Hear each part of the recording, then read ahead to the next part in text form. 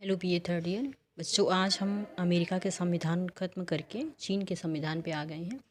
तो चीन के संविधान से संबंधित जो है कि उसकी विशेषताओं से संबंधित या जो उसके संविधान जब 1982 में लागू होता है उसके बारे में जानने से पूर्व हमें ये जान लेना है कि जो चीन का संविधान है किन की विचारधाराओं पर आधारित है और साथ में और कौन से विचारक हुए जो महत्वपूर्ण रोल अदा करते हैं। जैसे वहाँ पे एक विचारक हुए थे कन्फ्यूशियस। कन्फ्यूशियस थे, वो मध्यम मार्ग को मानते थे, मतलब बहुत ही हाई लेवल के भी विचार नहीं थे उनके और ना ही लो लेवल के थे, मीडियम क्लास को ज़्यादा वैल्यू देते थे। और कन्फ्यूशियस पास जो विचारधारा है वो का जो है कि चीन के इतिहास में काफ़ी महत्वपूर्ण आधार रखती है।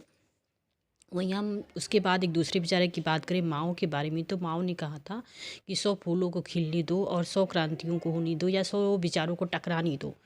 तो मतलब जो माओ थी उन्होंने वहाँ पे छापामार युद्ध प्रणाली के द्वारा स्वतंत्रता दिलाने की कोशिश की और साथ में ही उन्होंने वहाँ पे सांस्कृतिक क्रांति की थी। उनका मानना था कि सर्वहारा वर्ग की क्रांति, मजदूर वर्ग की क्रांति सबसे बड़ी क्रांति है, श्रमिक वर्ग की क्रांति कोई बड़ी क्रांति नहीं है। और वो जो है कि 100 फूलों को खिलने दो, तो उनकी जो विचारधारा थी माओ की वो सांस्कृतिक क्रांति के आधार पे थी। वो धार्मिक क्रांति या जातिगत क्रांति को महत्व नहीं देते थे, बल्कि वो कल्चरल रेवोल्यूशन को ज़्यादा वैल्यू देते थे। और उनकी विचारों के आधार पे हम कहें तो चीन का संविधान काफ़ी कुछ व्यवस्थित है। तो हम ज़्यादा इनकी विचारधाराओं की तरफ न जा करके हम देखेंगे कि जो 1982 में चीन में जो जनवादी चीन की व्यवस्था स्थापित हुई, एकात्मक व्यवस्था स्थापित हुई, उसके संविधान की क्या विशेषता है। जैसे कि आप क्वेश्चंस देख पा रही होंगी।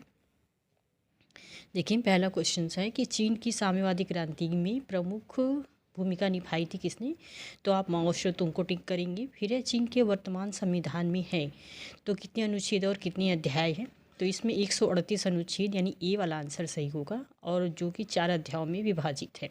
4 अध्यायों के अंतर्गत 138 अनुच्छेद के अंतर्गत इनका संविधान पूरा लिखा गया है। तो आप ये देखना कि भारत में कितने अनुच्छेद और कितने अध्यायों में बटा हुआ है।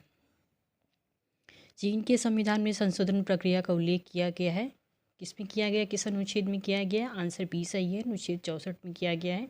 चीन में शासन है, कौन सा शासन है वहाँ पे, एकात्मक शासन की व्यवस्था वहाँ पे है। अर्थात जैसे हम देखते हैं कि एकात्मक और संघात्मक दो तरह की व्यवस्थाएं होती हैं। भारत में संघात्मक व्यवस्था है, अमेरिका में संघात्मक व्यवस्था है, परंतु यहाँ पे क्या है, एकात्मक शासन है।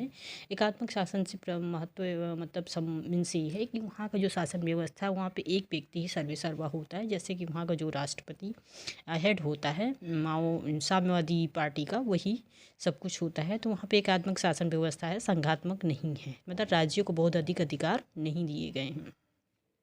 इसके आगे आप देखें बच्चों कि ये क्वेश्चंस देखें कि जनवादी चीन में किस सिद्धांत को मान्यता दी गई है, लोकतांत्रिक केंद्रवाद को मान्यता दी गई है। साम्यवादी चीन में पहला संविधान कब लागू हुआ था, हालांकि उनका संविधान जो कि पहली बार 1954 में लागू हुआ था, पर संशोधन के बाद 1982 में फिर से लागू हुआ है, जो अभी चल रहा है।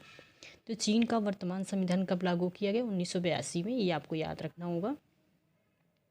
फिर देखिए, कुछ ऑब्जेक्टिव टाइप क्वेश्चन तो नहीं है पर शॉर्ट टाइप क्वेश्चन हैं जिनको देख लेते हैं। चीन के संविधान में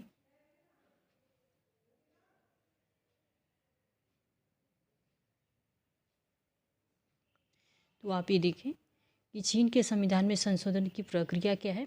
अनुच्छेद 64 के अनुसार संशोधन का प्रस्ताव जो है कि राष्ट्रीय जनवादी कांग्रेस की स्थायी समिति, जो वहाँ स्टैंडिंग कमेटी होती है, द्वारा या राष्ट्रीय जनवादी कांग्रेस के 1/5 सदस्यों द्वारा रखा जाना चाहिए। यह प्रस्ताव राष्ट्रीय कांग्रेस के कुल सदस्यों के 2/3 बहुमत से स्वीकृत होना चाहिए। तो उनके यहाँ जो संशोधन की व्यवस्था इस तरह से होती है। चीन के जनवादी गणराज्य की स्थापना 1 अक्टूबर 1949 को हुई थी, और उस समय आप ये देखेंगे हमारा देश भी स्वतंत्र हो चुका था 47 में, और 49 में ये जो है जनवादी गणराज्य की स्थापना कर रहे हैं। चीन के संविधान के प्रथम अनुच्छेद में चीन को किस प्रकार का राज्य घोषित किया गया है, तो अनुच्छेद 1 में कहा गया है कि जनवादी चीन जनवादी लोकतांत्रिक तानाशाही वाला एक समाजवाद राज्य होगा, जिसका नेतृत्व श्रमिक वर्ग के क्या होगा, श्रमिक वर्ग के हाथों में होगा। तो श्रमिक वर्ग के हाथों में नाम तो जरूर दिया गया, अनुच्छेद में ये किया, बट वहाँ पे ऐसा कुछ नहीं है। वहाँ पे साम्यवादी दल जो है उसके जो हेड होते हैं उन्हीं के हाथों में पूरा सत्ता होती है, उन्हीं का निर्णय सर्वोपरि होता है। चीन का वर्तमान संविधान कब स्वीकृत हुआ, तो 4 दिसंबर 1982 को हुआ। ये आपके ऑब्जेक्टिव क्वेश्चंस में आ सकता है। चीन के संविधान को ये 3 विशेषताएं बतलाई है। जनवादी लोकतांत्रिक तानाशाही है वहाँ पे, बहुराष्ट्रीय राज्य हैं, एकात्मक शासन है। चीन के वर्तमान संविधान यानी 1982 में जो लागू हुआ है संविधान में अब तक कितनी बार संशोधन किया जा चुका है, तो आप देखेंगे उसमें 7वीं राष्ट्रीय कांग्रेस द्वारा हुआ है, 8वीं राष्ट्रीय कांग्रेस द्वारा हुआ, 10वीं राष्ट्रीय जनवादी कांग्रेस द्वारा 2004 में हुआ है। आप ये पता करिएगा कि अभी वर्तमान में जो है ये कौन सा राष्ट्रीय जनवादी कांग्रेस वहाँ पे रन कर रहा है, क्योंकि अभी 2004 तक का इसमें डिटेल है। बट आपको क्या करना है 2024 तक 2023 तक के डिटेल देख लेनी है कि इस समय 10वीं राष्ट्रीय, अभी उस समय 2004 में था तो इस समय जरूर 14 या 15 होगा। तो जो भी होगा आप इसको ऑनलाइन सर्च करके ढूंढ करके लिख लीजिएगा। तो बच्चों आज के लिए बस इतना ही।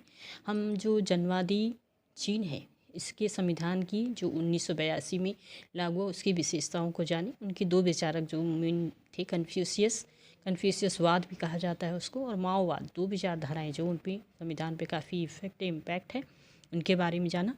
आज के लिए सिर्फ इतना ही।